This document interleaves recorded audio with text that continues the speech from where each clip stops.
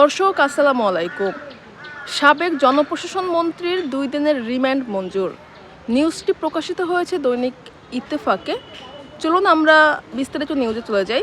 সাবেক জনপ্রশাসন মন্ত্রী ও মেহেরপুর জেলা আওয়ামী লীগের সভাপতি ফরহাদ হোসেন দোদুলোর 2 দিনের রিমান্ড মঞ্জুর করেছেন আদালত।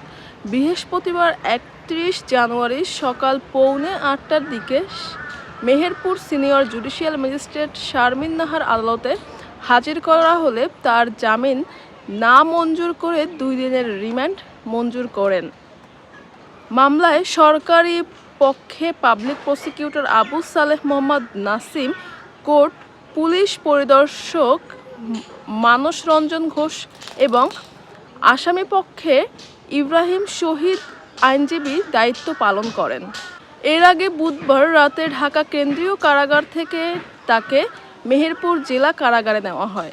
মেহেরপুর জেলা জজ আদালতে পাবলিক প্রসিকিউটর সালেহ আহমেদ নাসিম জানান, বৈষম্যবিরোধী ছাত্র আন্দোলনের উপর হামলার 2টি মামলায় তাকে জেল গেটে শোন অ্যারেস্ট দেখানো হয়েছে এবং একটি মামলায় রিমান্ডের আবেদন জানালে বিজ্ঞ বিচারক জেল গেটে 2 দিনের রিমান্ড মঞ্জুর করেন।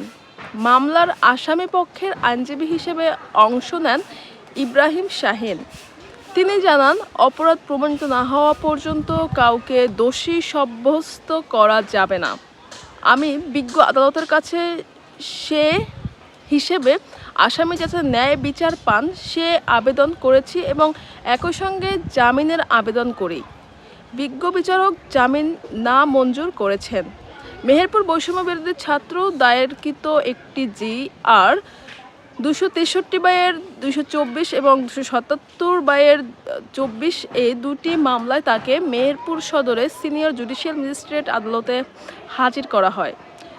গত 5 আগস্ট রাজনৈতিক পট পরিবর্তনের পর মেহেরপুর পাশাপাশি ঢাকাতেও সাবেক মন্ত্রী ফরহাদ হোসেনের বিরুদ্ধে একাধিক মামলা হয়। গত বছর 14 সেপ্টেম্বর রাতে রাজধানীর ইস্কাটন এলাকা থেকে তাকে গ্রেফতার করেছিল র্যাব।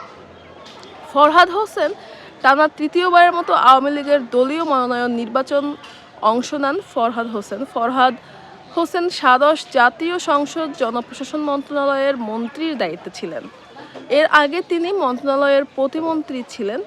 আর 10ম জাতীয় সংসদ নির্বাচনে তিনি মেহেরপুর 1 সদর ও মুজিবনগর আসনের সংসদ সদস্য নির্বাচিত হয়েছিলেন। দর্শক, এই ছিল বিস্তারিত নিউজ।